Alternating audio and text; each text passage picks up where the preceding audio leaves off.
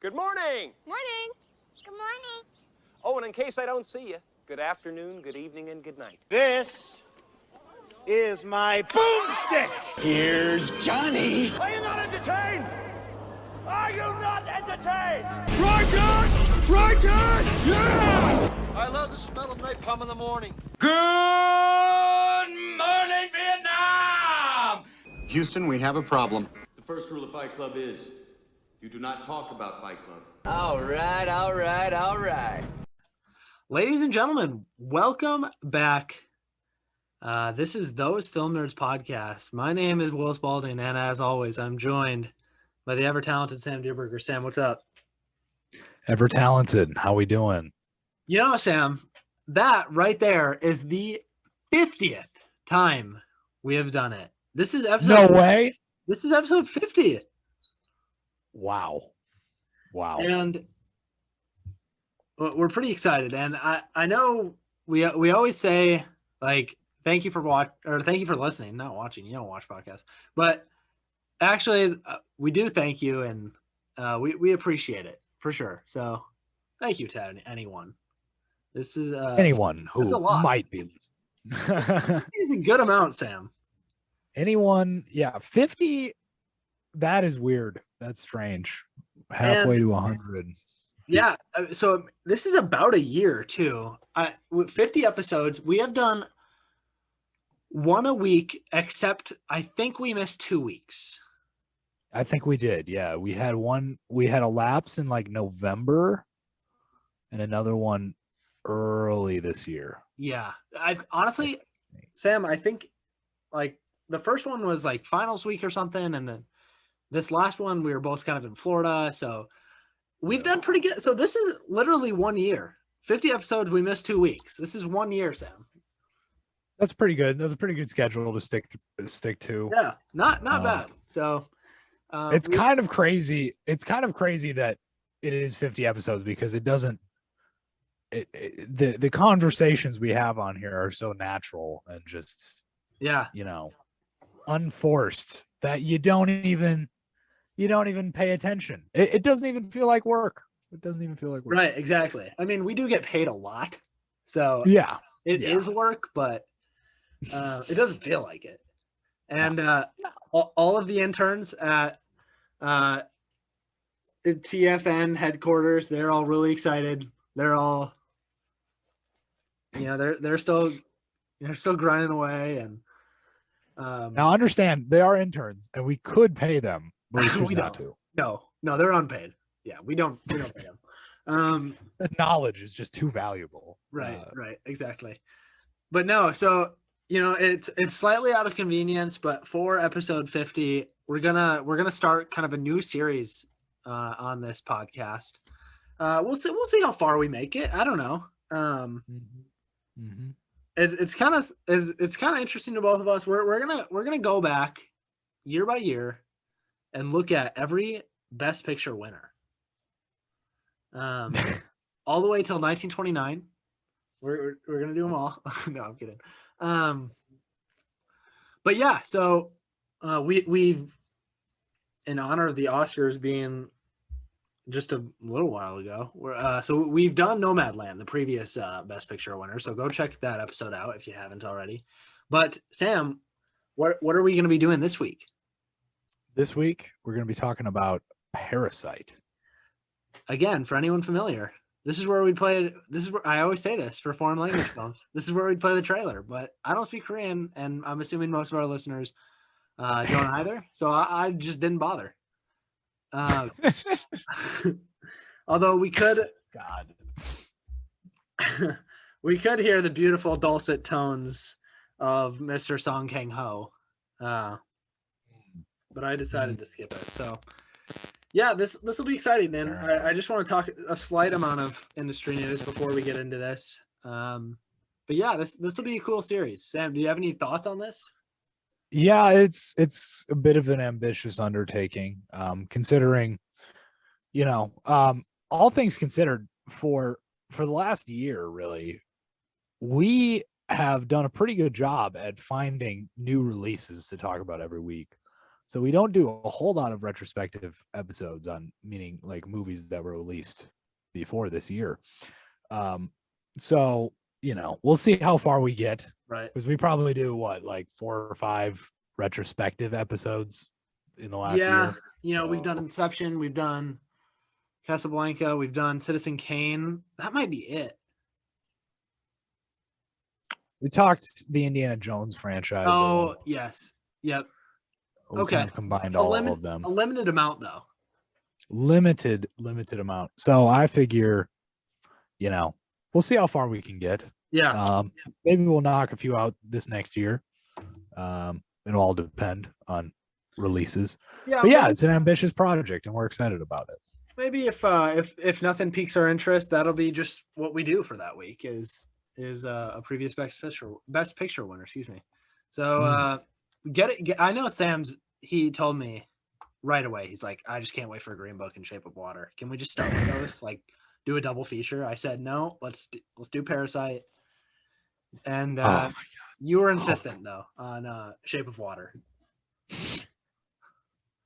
You said you told me you're like, let's do an hour on the sex scene alone, the fish sex scene. That'd be a little weird, but we could, I guess. So everyone knows the real name of that movie is Grinding Nemo. Everyone knows that. Yes, of course. Oh gosh. All right, but before we get into Parasite, I wanted to talk a little bit about Marvel's Eternals. And Sam, I know you're not a huge Marvel movie fan, but will you see this movie with Chloe Zhao directing?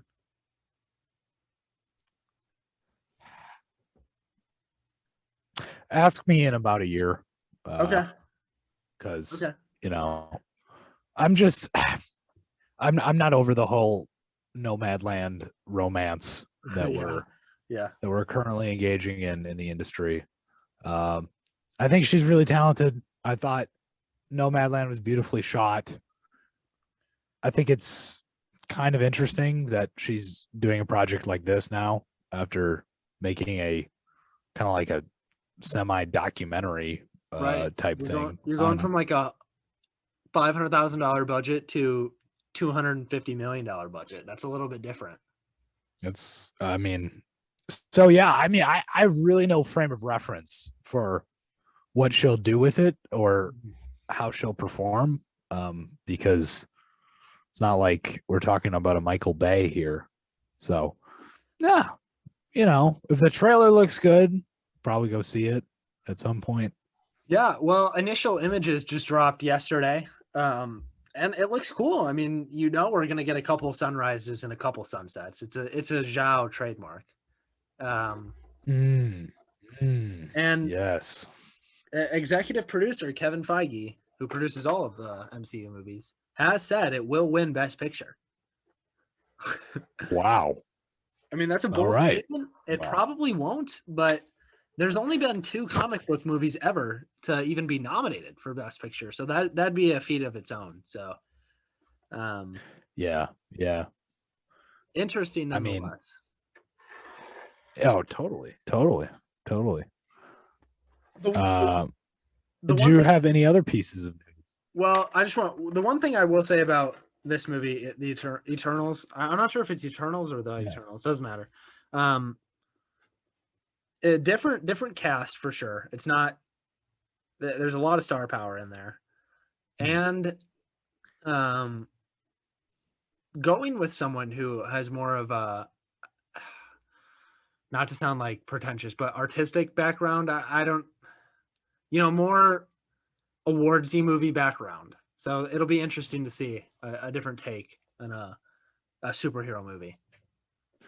Yeah. I'm not really attached to this particular Right. You're not the target franchise. Audience. I'm not exact. Well, demographically, I'm certainly the target audience. It's just me personally. Right. If Marvel knew anything about me, they'd be like, "Oh God, no, we don't want you watching our movie." Yeah. I'm just kidding. They only see people as numbers anyway, as we've discussed. We'll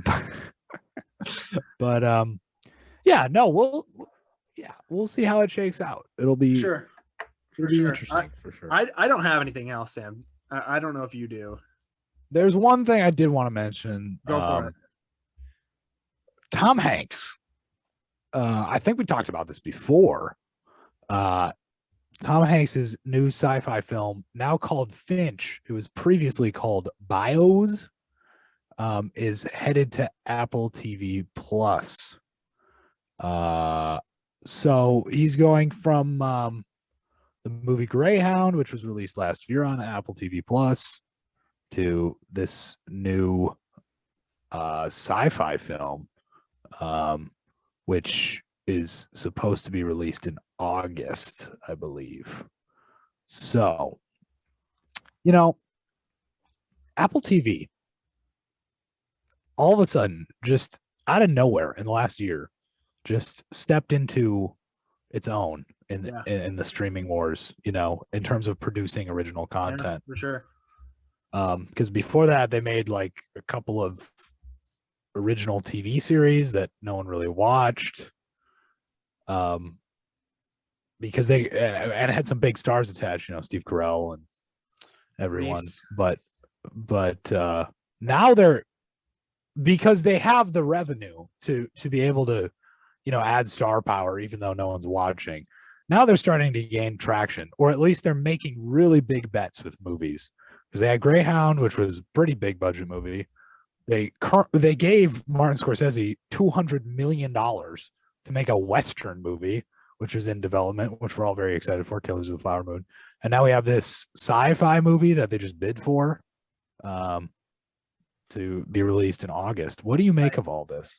Honestly, what I make of it is that they're trying to get into the game, which is good, I guess. I mean, that's one more streaming service that you're going to have to decide whether or not you want to purchase, which, that is what it is. That's a different conversation in general. But I see no reason why Apple shouldn't get in on this. I mean, they have so much freaking cash just sitting that why not use that cash, give someone money to go make a movie and make more money doing that. I mean, there's no reason why they shouldn't be doing this, especially if they have the platform. Why not? Yeah. It's just it's just an interesting way to go about it. And like you said, it's because they have a lot of cash. But like with the only model you can really follow is Netflix, right? Like the only precedent is really just Netflix in terms of original content. And they stepped into their own with, maybe 2018 with Roma, kind of a lower budget drama thing that really gained steam during Oscar season. Right. And then I think I would say the main catalyst for original content would be something like Stranger Things, which is a mid-sized budget TV show that just became insanely popular. And then that led to more and more respect. And then you get into this last year, things like Mank or The Trial of Chicago 7, made by reputable, directors and writers and everything. Yeah, I mean, people are going to them. I mean, Scorsese, honestly, aside from like Nolan or Tarantino, would have been like the last guy I would have thought to go to a streaming service to make a movie. But if somebody's going to give me $200 million to make whatever movie I want, and they're not going to like say anything about it because they trust me. Yeah. Heck yeah. I mean, a lot of production, especially Warner Brothers, especially, is notorious for doing this, but getting a little picky and like getting involved, which can be a terrible thing to hear for some filmmakers. So yeah, I mean, if streaming services especially like let the directors that they hire just do their job, then it'd be perfect. Yeah. And we'll see that as kind of a new haven for artists and entertainers. So, Sam, could you see like Nolan or Tarantino ever doing that? I don't think so. I think Tarantino particularly hates the streaming services. Yeah, well, Nolan's biggest screen as possible is his deal. So streaming service seems out for him. Right. Unless we could see some kind of company kind of move into both spheres, but I mean, even then, it's it's it's still difficult to see. Yeah, because some people would still watch it on Netflix on their TV. So Yeah, I think Scorsese's position is more like a movie's a movie, you know. Yep. Yeah. He's just so incredibly versatile that he's made all types of film, you know.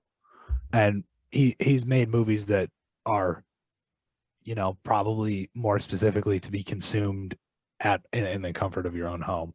And then he's made movies that are supposed to be watched at a theater. And I think recognizing that there's a difference in how you approach a film based on, okay, this is going to be watched at home versus this is going to be watched in a theater. I mean, recognizing that there's a difference there and both art forms are valid, I think is going to be crucial for the future.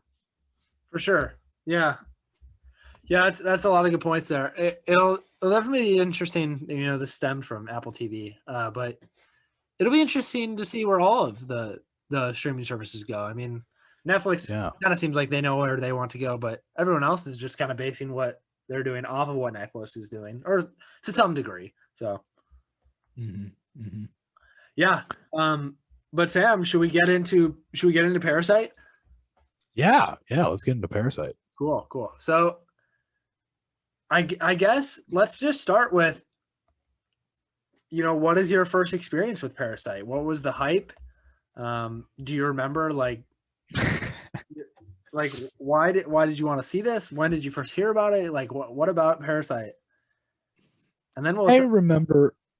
Yeah. We'll get into the film itself, but man, I remember talking to you about this back in. I remember you watched it super early on.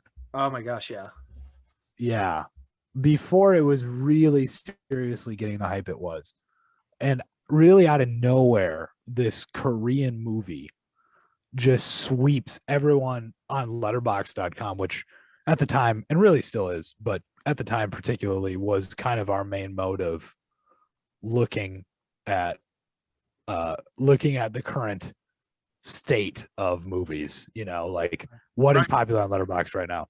All of a sudden, this Korean movie shoots out of nowhere and is getting average reviews higher than The Godfather.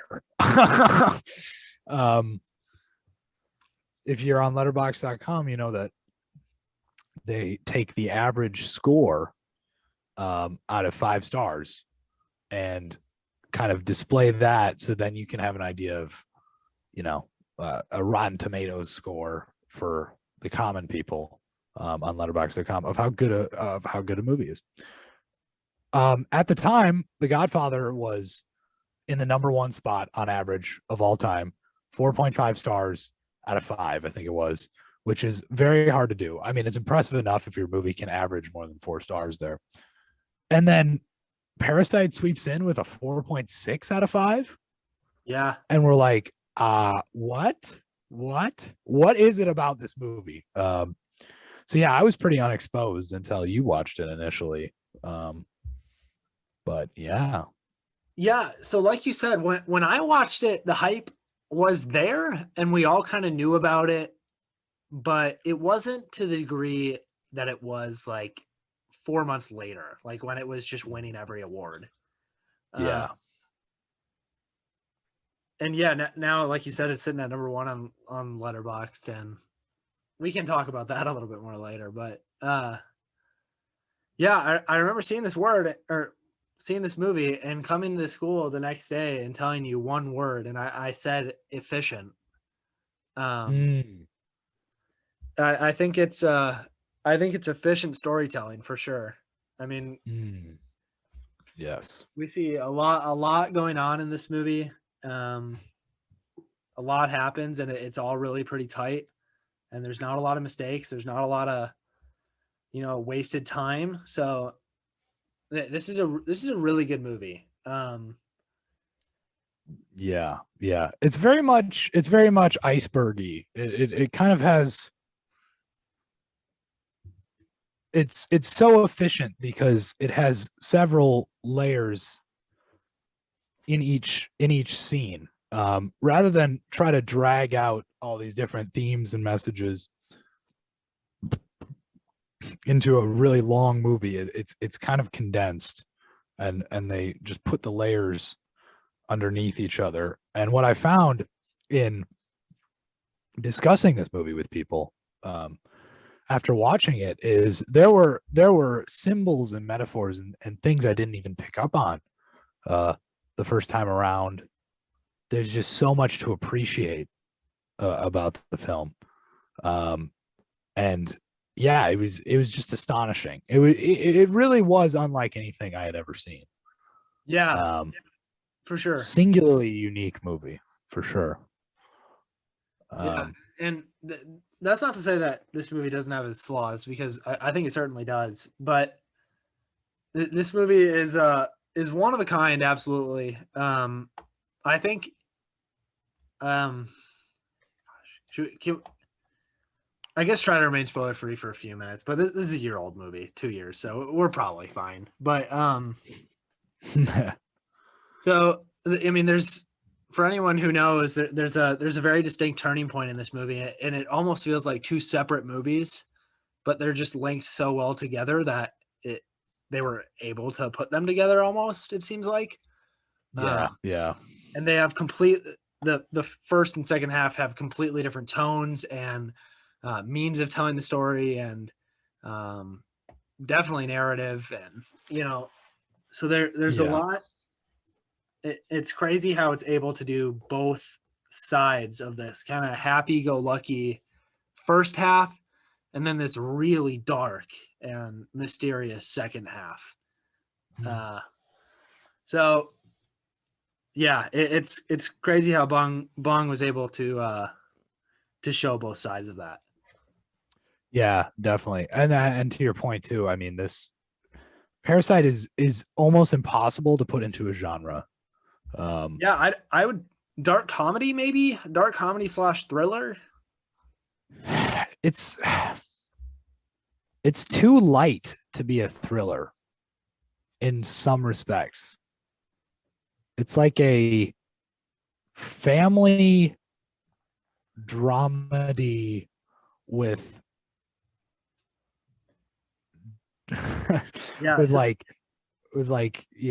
thriller overtones maybe. Well, the three genres listed on Letterboxd at least is comedy, drama, thriller. So in that order. That's what's so unique about it. It's really hard to pin down. It's really hard. I just don't know. But yeah, that was one of the first things. As soon as you start watching this thing, you're like, where is this going? First of all. And secondly, like, how am I supposed to feel? Right. Yeah, I mean, we start the movie off with the Kai Tech family. Really poor family. Living in a poor part of Seoul, South Korea. And there's an opportunity essentially for the son of the family to get a job as he is a tutor, as the tutor of this girl in this rich family's home. So he takes this opportunity, gets the job, right? And this is probably my favorite part of this movie, is like the next 30 minutes. We've seen how they're really poor and their life kind of sucks. And then their transformation from being this poor family to almost like acting like this rich family is so awesome. We see the son then help get his sister, the daughter, get a job there as the art teacher for the rich family's son. And then they help get their mom a job, and they help get the dad a job as the driver. And that 30-minute sequence is so well done. And it's not a montage, obviously, because it's that long, but it almost feels like one. It feels like a long montage without having any like the nauseating montage effects. So like I said earlier, it's such efficient storytelling. I mean, you know what's happening the whole time. It's very easy to follow, but it tells a lot as well. Yeah, and I would say too, relating to that, right away when we meet the Kai-Tex, they're the Kim family. That's their name. Sorry. Oh, the father's name Kai-Tak. My bad. yes, My bad. okay. Because we get the Korean style of surnames. I always yeah, I do too. I do too. Yao, not Ming. So yeah. But what's so interesting about the Kim family is they are obviously very impoverished, but it's a very realistic look at modern first world poverty. Yeah, for sure. They still have cell phones and they still have cell phones. They're not starving, you know. No. They have they have shelter, they have a place to live. And it was so refreshing to see that. One, because we really don't understand, but it's hard for us to comprehend as Americans. But like South Korea is about as westernized as it gets in Europe. They're basically a mini America. that in Japan. Yeah. Well, yeah, I suppose so. But with South Korea, I mean the American influence is very prevalent because for sure. we had occupied there forever. But so I mean that's interesting, and it kind of brings American audiences into understanding that culture and how it's really not that different from American culture. And then I mean that entire sequence of just where we start to understand why the movie's being called Parasite, or at least one of the applications of that title, Parasite, where we start seeing the family kind of eat its way into this wealthy family. So yes, it's ridiculously efficient, like you said. Yeah, so about probably the 45-minute mark, all of the family has the job. All of the Kim family have jobs inside of the Park family. Obviously, the Park family does not know that any of them are related in any sense. The little kid has some ideas, but so we kind of move on, and the Park family is going out of town for a little while, so they're gonna stay. The Kim family is gonna stay inside the family house. And again, everything is really, like I said earlier, kind of happy-go-lucky. They're in great spirits, and they're living the high life really, and everything's kind of looking great for them. And it's a really fun movie in the first 45 minutes. You kind of have a smile on your face the whole time because these really poor people who are the protagonists are succeeding, which is really fun to see. Yeah. I mean, I'll push back on that a little because first we have Ki-woo, who's the son, kind of move into this kind of benign position as a tutor, and he does a good job as a tutor, so it makes sense. But then we start seeing that they're replacing, with the chauffeur and the housekeeper, they are replacing innocent people. Yep. They fake the old housekeeper having tuberculosis to get her fired so the mom can get a job. It's really cutthroat, and it's kind of awful. But you're right, we don't really think about that for the first half of the movie. Right. Well, we don't really know those other characters, so they don't really matter to us. Right. But there is that sneaking suspicion in the back of your head, like, oh boy, there's going to be hell to pay for that. Yeah. Yeah, and we can go right there now. They're in the house, they're all having a good time, and the old maid or housekeeper comes to the door. And none of them are supposed to be there, obviously, except for the new housekeeper, the mom. It's kind of a confrontation, really. Yeah. This is where that turning point I kind of mentioned earlier happens. It's a total shift of tone, and it's really effective. And we find out that this old housekeeper, her husband, lives in the basement, in this secret basement that the Park family didn't know about because they bought the house and the realtor didn't tell them, essentially. Yeah. And what do you think about this part? What do you think about the reveal, Sam? It's quite a reveal because there's a lot to unpack. One, it's very well done because that scene, it's dark, it's stormy, it's ominous, and we get this old housekeeper at the door. And I mean, that's creepy enough on its own. And the old housekeeper comes in and is very insistent that she be able to come in and basically feed her husband, who's been living in the basement for years.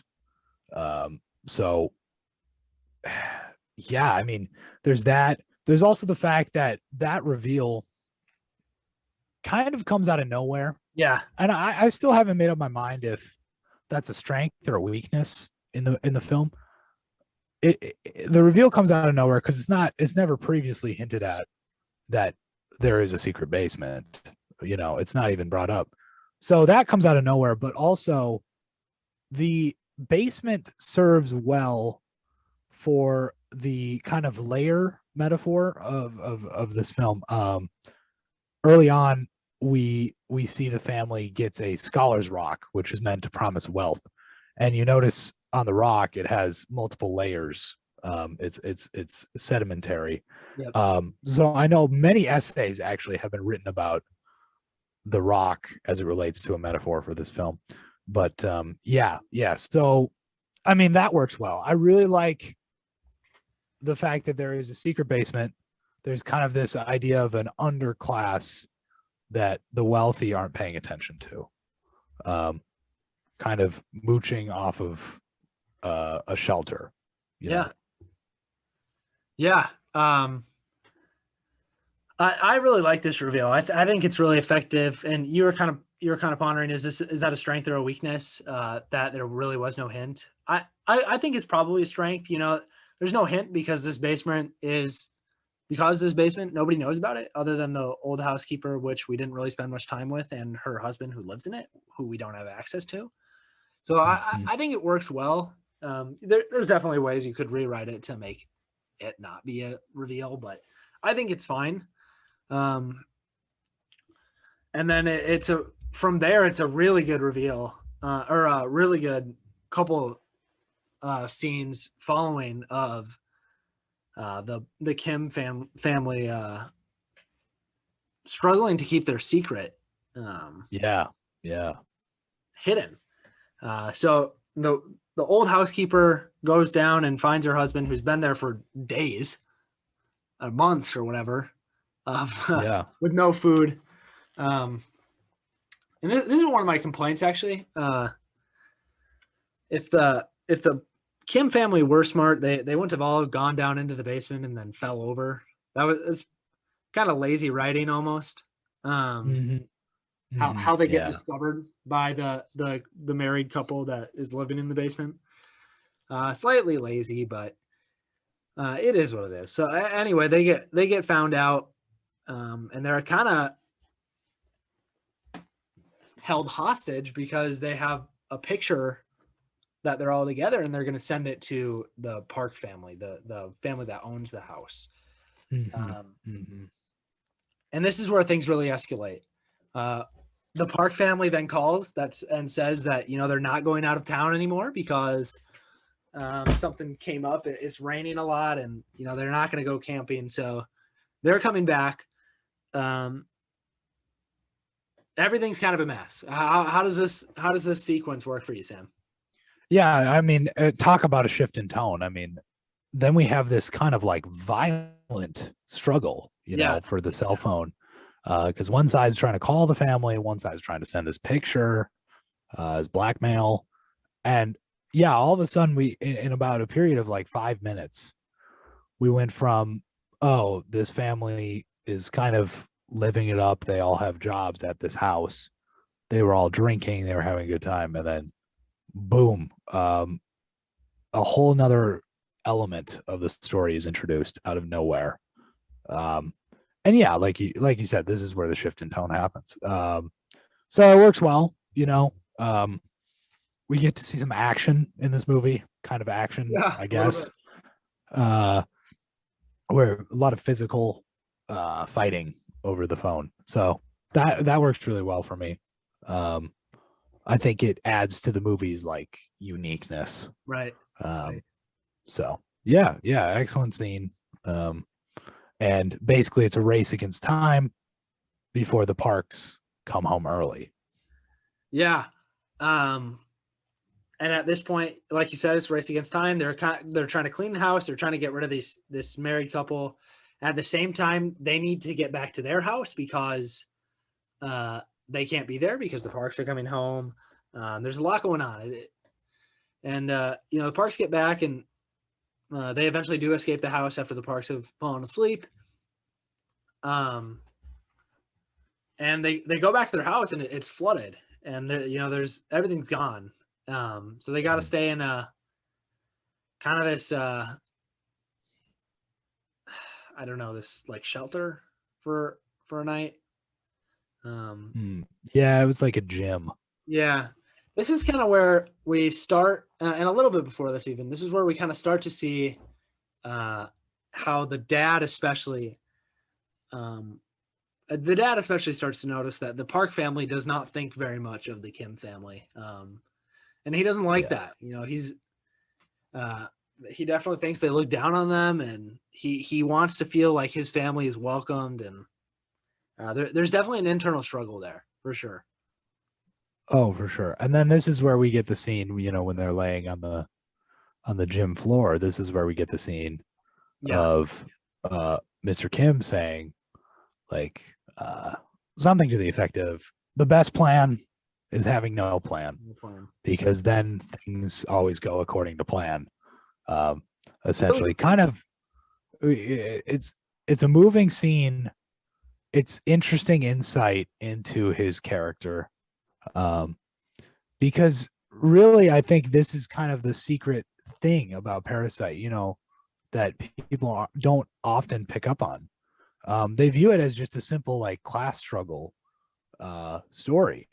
And I don't think it's that simple. I think it's about individuals and whether or not they're able to make a plan to put their lives together, to put things in order, And we see that Mr. Kim is not interested in making a plan for his life. He's just kind of drifting by. And it's only because of the smart thinking of his son that he's able to get employed at all. It was a team effort. So yeah, I think that's a really crucial scene for kind of decoding the themes of the movie. Right. That's one of the best scenes of the movie for sure. Yeah, where do we go? So from here, we're approaching the ending at this point. It seems like they've gotten away with everything. They've locked the wife or the old maid dies. She's killed in the struggle, and they've locked the husband in the basement once again. And essentially now it's the rich kid. Is it the son's birthday? I think, yeah, it's the son's birthday. This is the son's birthday, yeah. The Park family. And they're all supposed to be there. And I think, Sam, this scene that comes up is why everyone loves this movie so much. Yep. And the ending, really. Yeah, essentially, gosh, like this scene is really great too, and scenes that follow it are awesome. Everything goes not according to plan. Is essentially what happens after we have that great scene of him saying, "Don't have plans." Nothing goes accordingly. The guy breaks out from the basement, severely injures the Kim son. He's bleeding via the head. We're kind of thinking he's dead. Yeah. He comes up kind of looking like a zombie type thing. You know, he's kind of a horror figure almost because he's all bloodied and everything. Yeah. The park son faints, and he ultimately, the guy that was living in the basement and broke free, kills the daughter of the Kims, the poor daughter. And there's this aftermath of the father choosing, which is a really good moment, actually. The Kim father chooses his daughter to be with her in her last moments over taking the rich kid to the hospital after fainting. And it's a really good moment, and a great part of the movie. Yeah. Crucial. Definitely crucial. Yeah, I mean, it's like you said, it doesn't go according to plan. If you understand, the difference between first degree and second degree in a legal sense, first degree is premeditated. You had time to make a plan. Second degree is like in the moment, spur of the moment. What do I do? There's a witness. I kill him. This is all second degree stuff because one thing leads to another. I mean, the old maid dies. So her husband gets angry, runs upstairs, kills poor kid. And then one thing leads to another. And then here we are. So, I mean, yeah, all of a sudden this movie again turns our expectations. We're expecting kind of a more drawn out conclusion to this complex character structure. We have a lot of characters that we're paying attention to, right? And then boom, and again in about 5 minutes we kind of have some kind of resolution, which plays again to your point. I mean, this movie is so ridiculously efficient. Yeah. I mean, so much happens there, and the poor dad kills the rich dad, which is just this huge shock. And then he's on the run, of course. And we don't know where he went. He fled of somewhere. And it's a great scene because it's utter chaos. Which is obviously what it was intended to be. So, right. It's perfect in that sense. And from here, we're thinking who's left, and the daughter's dead. The son we're thinking is dead. The father has fled. But we wake up with the son in the hospital, and we kind of find out he's all right, although probably been in a coma for a little while, but he's okay. And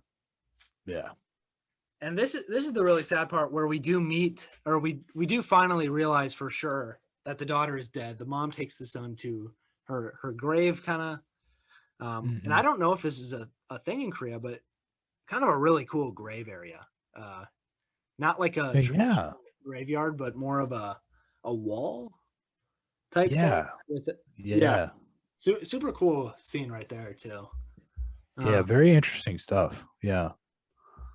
But yeah, this is it. I mean, the one thing, like I said, we find a resolution in that bloody chaotic scene somehow, and the only loose end that isn't tied up is where is Mr. Kim?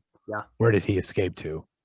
And then we kind of have this long drawn out concluding, I would almost call it like kind of like a coda, like it kind of exists outside of the rest of the narrative. It just kind of it just kind of feels it switches the tone again, so it feels like a third movie. Maybe if you were to divide this movie up, it'd be like, I would consider it, comedy section, action thriller section, and then this like kind of complacent short film at the end. That's a good point. To kind of tie that last end up. I mean, so the son goes on this kind of long narration, writing a letter to his father, who has disappeared. And it, like you said, it's it's really well put together. It makes complete sense, and it's pretty touching. And he's kind of sitting up on this perch looking down at the house he worked at, that his family worked at. And this light that we've been seeing flickering for the longest time, or it's always been able to flicker. We learn earlier in the movie that it can be controlled from the basement by turning it on and off. And the dad is sending Morse code to his son, writing a letter to him. And it's this super great moment. Maybe a little forced or something, but yeah, great moment. Yeah. Yeah. My thing with this ending is, on its own, I think it's great. Within the context of the film, that tone change, another tone change, is just so jarring. It's we slow way down all of a sudden, and it just thematically it feels unconnected to the rest of the film. And really, if I were to point out a weakness in this movie, I would point to the end. Like, all of a sudden the end just kind of drags for me. But again, that just contributes to the uniqueness of it as a film. Right. Again, the tone is really hard to pin down. The other thing that I kind of wondered about is, why can't Mr. Kim just escape the house? Well, I think it comes down to authorities are looking for him. Yeah. And he doesn't want to get found and arrested. I would assume that's it. And that's the only place he can really hide, I suppose. Yeah. But nobody else knows about it. The basement, that is. Right. Yeah, it's interesting that the ending kind of drags for you, because I remember watching this the first time, and the ending kind of brought it all together for me. So it's interesting that we play so differently on that field, at least. So yeah, I think the difference is that it's only tying up that one end. You know what I mean? Okay, sure. Versus the rest of the movie, which is entertaining like 7 different plot points at once. You know what I mean? Right. I think that's what it comes down to. Sure. But that being said, I mean, then really, with kind of tying up this loose end, then we have the kind of ambiguous piece of this movie. Yeah, we don't know where it goes. We really don't know where it goes. We kind of have this final shot of the son predicting that they will one day have enough money to buy the house and reunite with the father. And we see a visual shot of that, but we're not sure if that's real or if that's just a fantasy. Yeah, and it's a really good parallel to what that scene earlier where his father says, "Don't have any plans." He kind of took that and said, "No, I'm gonna have plans, and they will happen." So my interpretation would be, this is going to happen. Like, this did happen. That'd be my thought on it, at least, is that his father said, "Don't make plans." He said, I'm going to make plans, and it's gonna happen, and here's what it'll look like when it will happen. So but it could be taken multiple ways. That's what's really great about it. Yeah. And this brings up another interesting question, and I've heard this question entertained before. If you were to point out a villain in this movie, an antagonist, who would you say it is? I would say there's kind of small villains through different plot points. The park father is a villain sometimes by kind of saying that, or looking down, like I said earlier, looking down on them. The guy in the basement is a villain sometimes, and then the whole Kim family can kind of be the villain at that point. So I think there's not really a specific villain.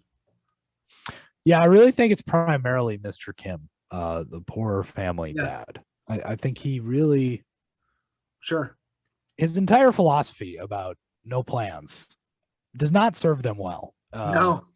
It's only through his son making smart, calculated decisions that they're able to survive at all.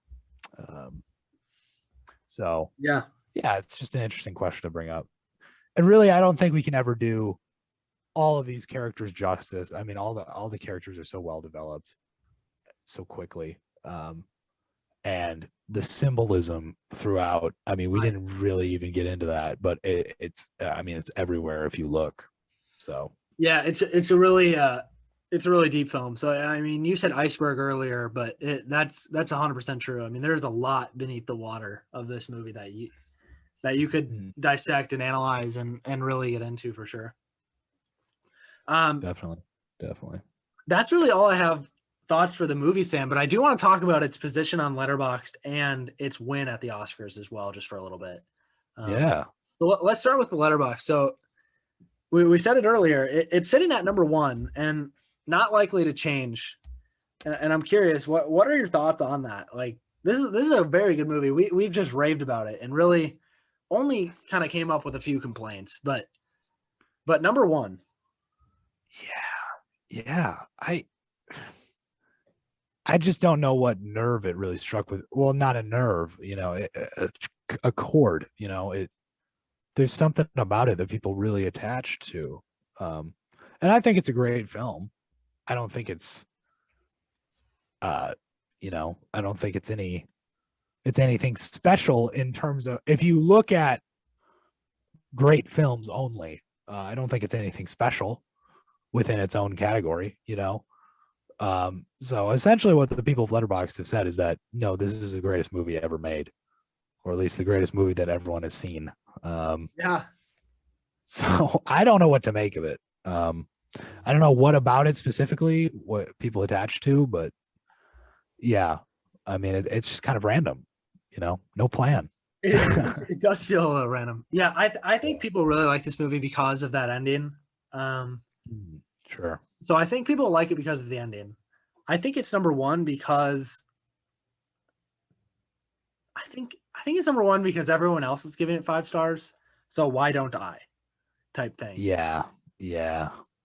I I think people watched it. People probably watched it and they, there's this expectation bias, right? They get all this movie gets all this hype, right? And everyone's saying it's just a masterpiece. It's just incredible. And then you go in and watch it and it is great. You watch it, it's great. But then that blinds you to some of the flaws and you're just like, okay, knee-jerk reaction, 5 stars. Right. Yeah. And we've seen that with movies before, but nothing like the hype that Parasite gets, Nothing. For sure. Yeah, it's one in its own, for sure. I mean, there's nothing that's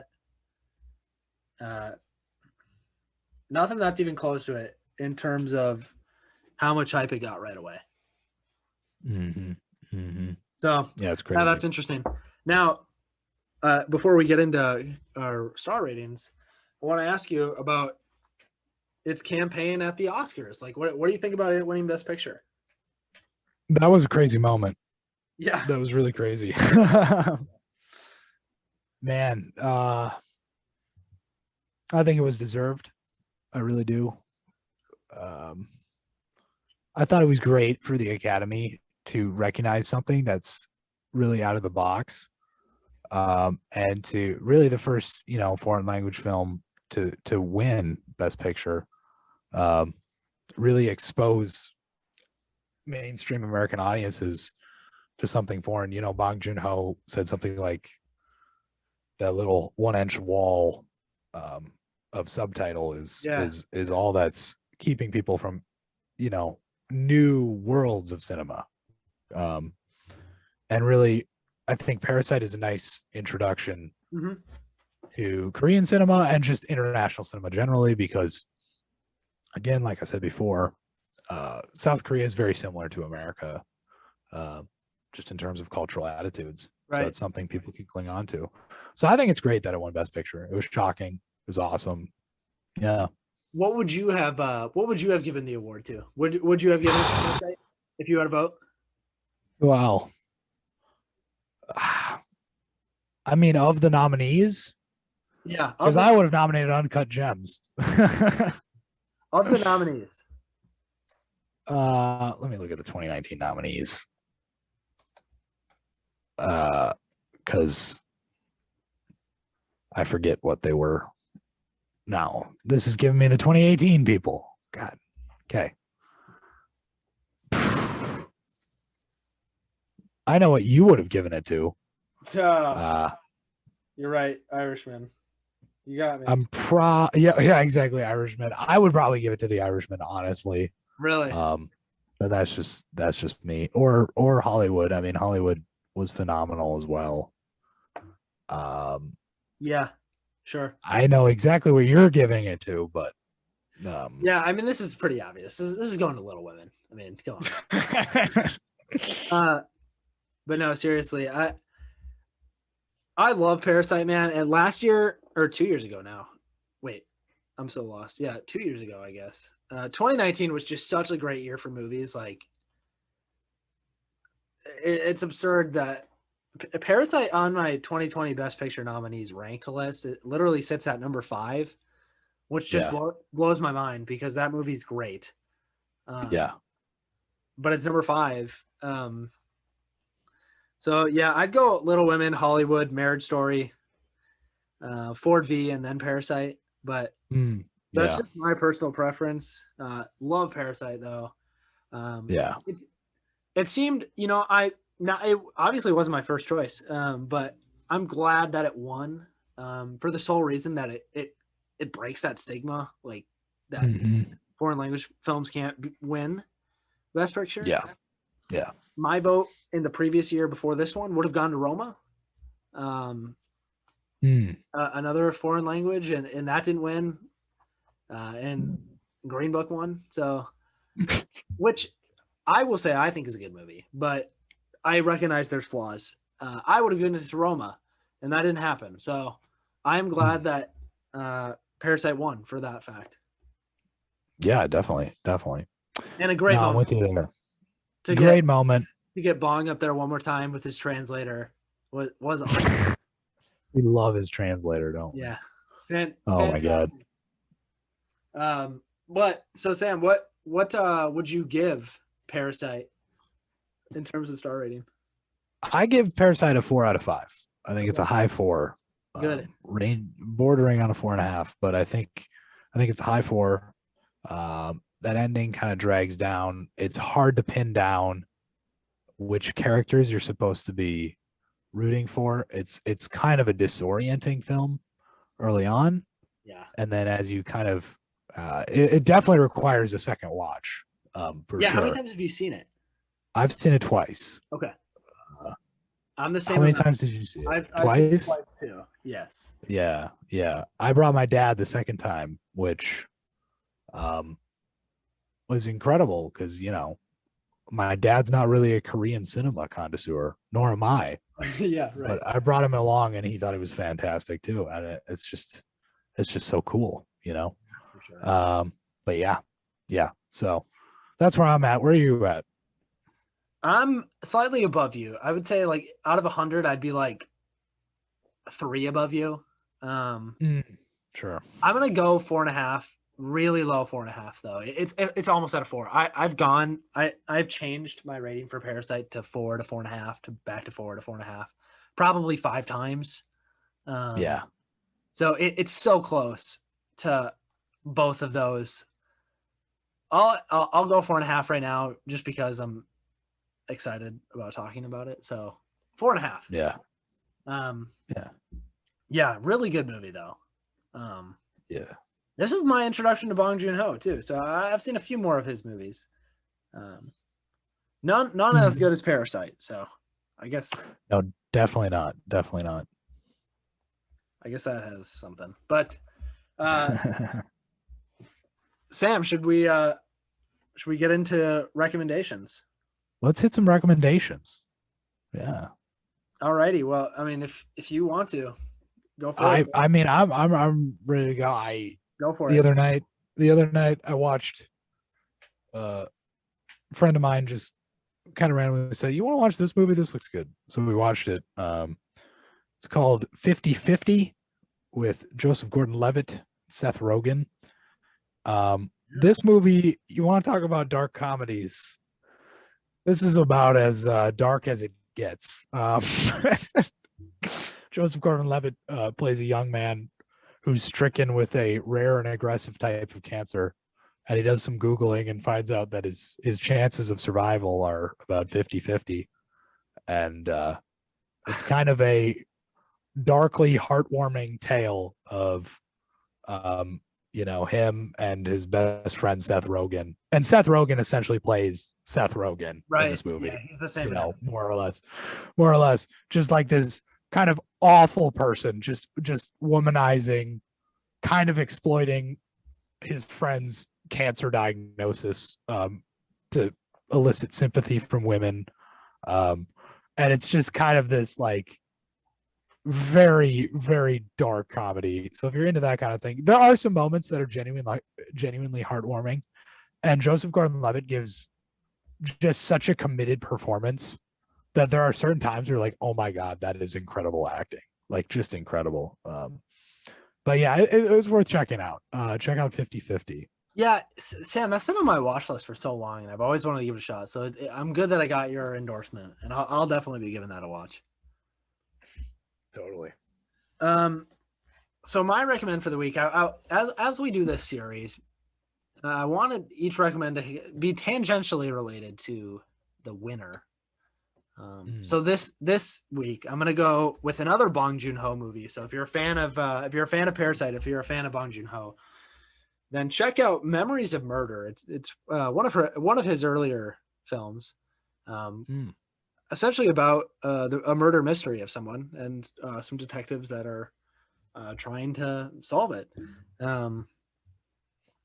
Again, it's really tight, really well made. Not as good as Parasite, but still very good. It also has Song Kang-ho, the main guy, and Mr. Kim in Parasite. So Mr. Kim, if you just love that dude, go for it. We do. But yeah, Memories of Murder. It's really solid, really quite good. And more ambiguity if you like ambiguous stuff. So, dude, I need to check that out then. I really do. I need to watch more Bong. For sure. So I've only seen Parasite, Snowpiercer, which I just hate Snowpiercer, man. I can't stand that movie. That is a disappointing movie, certainly. 1.5 is way too high. Oh my gosh. Okja, which is slightly better than Snowpiercer, but not great. And Memories of Murder. So he's 2 for 4 in my eyes. Which okay, if you can bat 500, that's not bad. It's a good standard. It's a good standard to have. Yeah. But yeah, there we go. There's Parasite. Sam, Green Book right now. Let's start. All right. What are your thoughts? Get in. I'm kidding. We'll get into it. Hopefully not anytime too soon, right. But we'll get into it sometime in the next year. Yeah. Or we'll skip that one. Or we might just skip it. Who cares? But anyway, yeah, with that, where can I find you on Letterboxd, Sam? You can find me at letterboxd.com/sjdierberger. And where can I find you, Will Spalding? You can find me on Letterboxd at Will Spalding.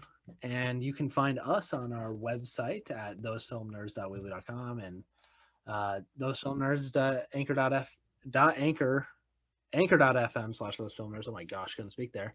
Or you find us on any podcast platforms at Those Film Nerds, or in Those Film Nerds on Instagram, or thosefilmnerds@gmail.com. If you have any movie related thoughts, send them in. But Sam, with that being said, keep watching movies, everyone. Have a great week. Thank you.